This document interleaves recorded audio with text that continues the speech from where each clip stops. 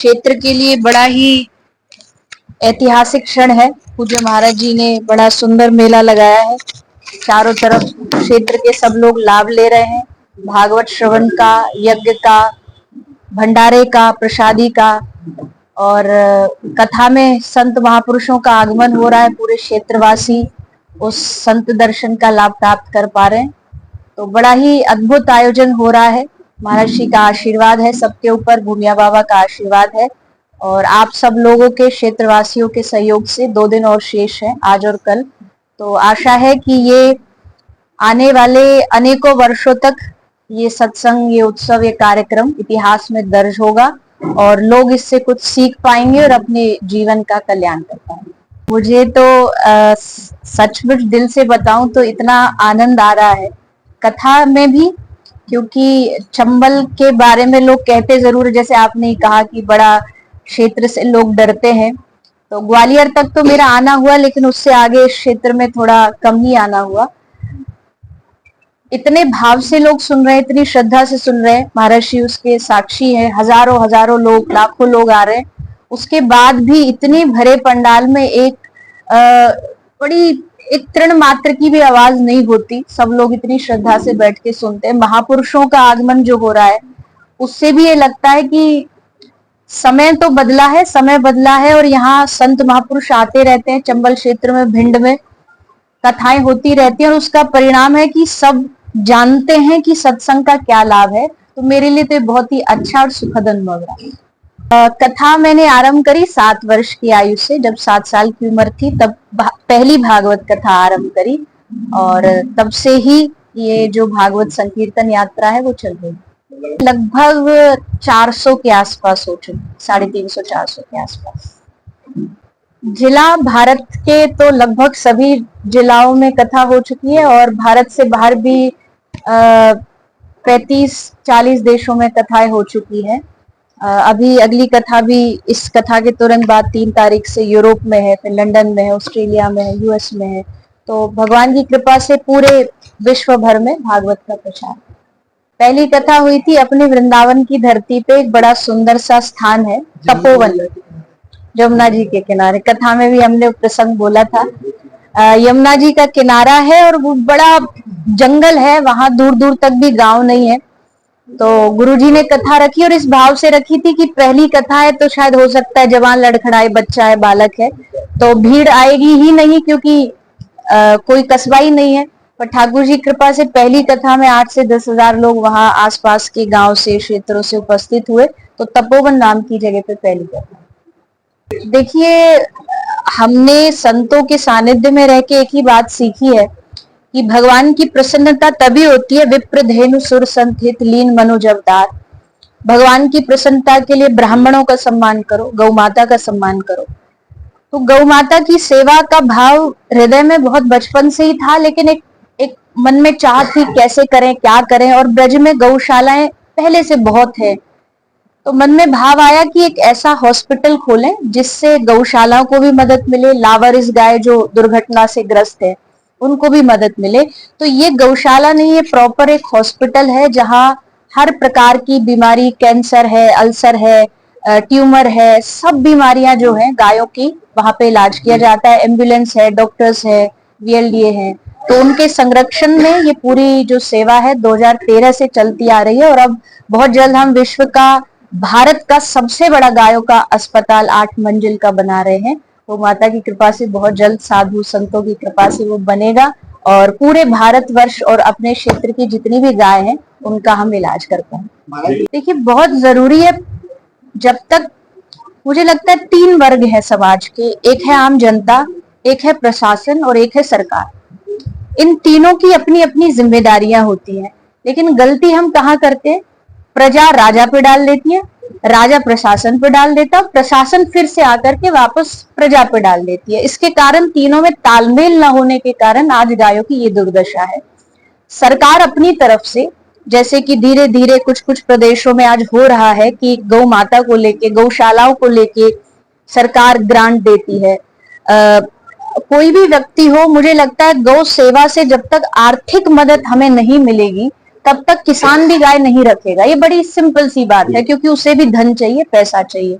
तो थोड़ा थोड़ा किसानों को सरकार के द्वारा प्रशिक्षण दिया जाए कि गाय दूध के बाद भी लाभकारी है, उस लाभ को सरकार के द्वारा बताया जाए, प्रशासन के द्वारा ऐसी कुछ व्यवस्थाएं बनाई जाएं कि कोई भी गाय सड़क पर है तो वो लावारिस ना घूमे, उसके लिए एक स्थान हो। गौचर भूमि सबसे बड़ी जो दिक्कत मुझे लगती है आज के समय में, गाय के लिए हाथ फैलाने की जरूरत ही नहीं है, क्योंकि गाय ऑलरेडी इतनी प्रॉपर्टी है उनके पास।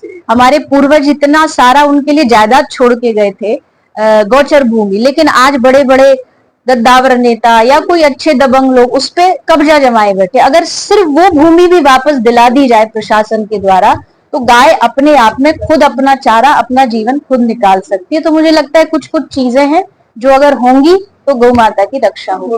देखिए, मुहिम बहुत सारे संत महापुरुष कर रहे हैं, हम उनके साथ लगे हुए हैं। हमारी मुहिम बस इतनी है, हमारे पास जो हजारों लाखों लोग कथा में आते, हम उन सबके हृदय में प्रेरणा जगाते गौ माता के लिए। गौ माता राष्ट्र माता है, ये भाव जगाने के लिए। और अपनी कथाओं के माध्यम से हर कथा में गाय को राष्ट्र माता, राष्ट्र पशु नहीं, राष्ट्र माता घोषित हो, इसके लिए जो आंदोलन होते हैं उसमें भी हम अपनी सहभागिता निभाते हैं।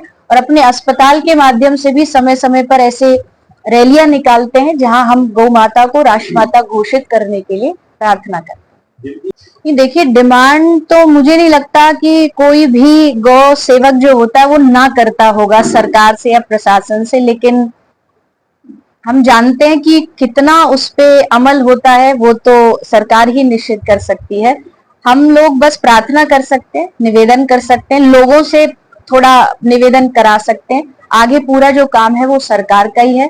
तो हम इस विषय पर ध्यान देते हैं और भी विशेष ध्यान देंगे कि सरकार के द्वारा ये कदम उठाया। अगर वो गोचर भूमि का जो जमीन है वो गायों को दी जाएगी, गायों के अकाउंट में, यानी कि उनके पास इतना धनराशि आ जाएगी कि वो जीवन भर दूध ना दे तो वो पाली जा सकती है, उनका संरक्षण किया जा सकता है। तो मुझे लगता है एक बहुत बड़ा इशू है जिसको हर प्रदेश की सरकार को, प्रशासन को ध्यान देना चाहिए। देखिए, हमारे पहले के समय में जो मंदिर गांव में हुआ करते थे उनकी कितनी मान्यता होती थी, कितनी मान्यता, क्योंकि गांव में एक आध मंदिर होता था, पूरा गांव इकट्ठा होकर के वहां जाता था। आज समय यह कुछ कुछ गांव में तो ऐसा भी है कि शंकर जी बैठे तो बैठे ही हैं, उनके पास कोई दूध या जल चढ़ाने वाला नहीं है। तो अगर एक पुजारी वहां प्रशासन नियुक्त करेगा, पंडित का काम क्या है, पुजारी का काम क्या है, भगवान की महत्वता को बढ़ाना।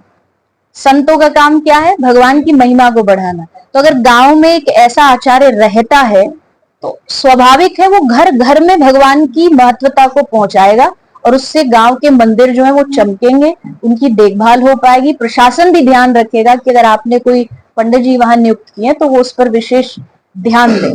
तो मुझे लगता है महाराष्ट्र का बहुत अच्छा सुझाव है। भारत देश के लिए अभी मुझे लगता है सबसे बड़ा कोई कलंक है जो भारतवर्ष को कलंकित कर सकता है तो वो गौहत्या है, क्योंकि पूरे विश्व ने, किसी ने नहीं कहा, भारत के लोगों ने, भारत के शास्त्रों ने कहा गावो विश्वस्य मातरः, गाय हमारी माँ है।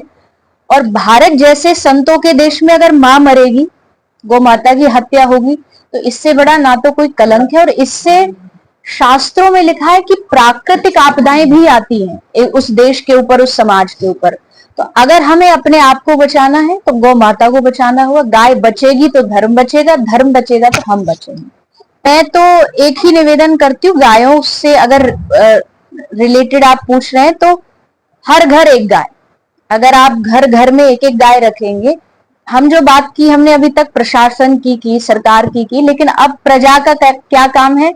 अगर मैं कहती हूँ 10 घर भी मिलके, अगर शहरों वाले घर भी 10 घर मिलके एक गाय को अडॉप्ट कर लेंगे, उसको अपना लेंगे, तो एक भी गाय सड़कों पर नहीं मिलेगी। तो आप सब जो भी समाज के लोग हैं, आप बढ़ चढ़ करके आगे आइए और गौ माता की सेवा करें। सनातन धर्म में युद्ध को बढ़ावा देने की आपका